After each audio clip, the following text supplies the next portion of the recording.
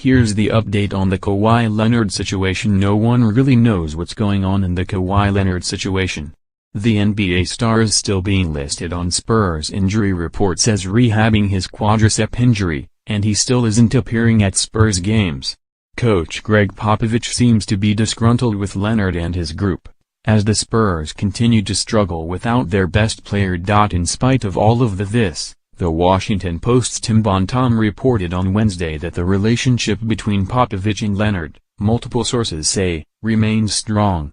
He then cites LaMarcus Aldridge as an example of Popovich salvaging situations that can't be salvaged. Richard Hamilton joined CBS Sports HQ, and he concurred with Duncan-Aldridge comparison, although he isn't sure things are quite so simple moving forward due to a misdiagnosis, not only by Spurs doctors on Leonard's quad, but also by Popovich on his mentality.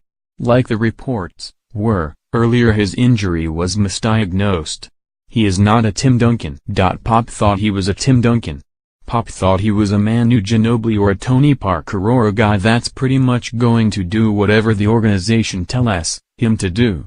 So now when he went out and got a second opinion and found out that it was not the injury that they thought it was, now he's taking it in his own hands and saying, now I gotta look out for myself. I got my own medical staff that's looking over my injury, and when I'm right, I'll come back and play. When asked if Leonard would be back to play with the Spurs, Hamilton cited Popovich's malleability as a coach as the reason we'll still see him in silver and black.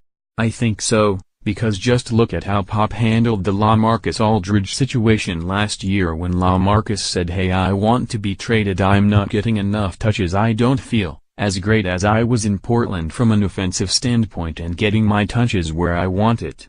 Pop went ahead and said, alright, you know what? We're gonna get you the ball where you like it at. So LaMarcus Aldridge is having a great year this year, so I think they'll mend things and come back and be ready to play.